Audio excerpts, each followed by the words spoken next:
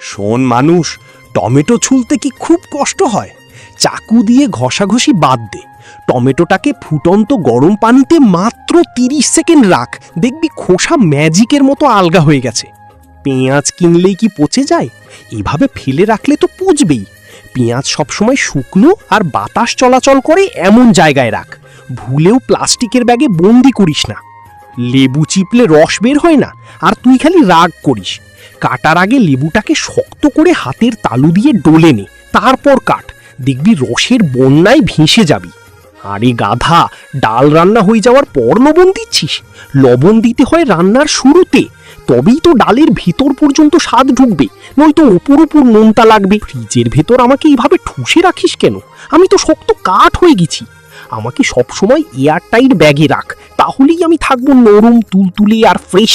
ওহে মানুষ, ভিডিও দেখে পালিয়ে যাচ্ছিস যে? এত কাজের টিপস কি মাগনা পাবি? এখনই চ্যানেলটা সাবস্ক্রাইব কর, নয়তো পরে কিন্তু পস্তাতে হবে। জলদি কর।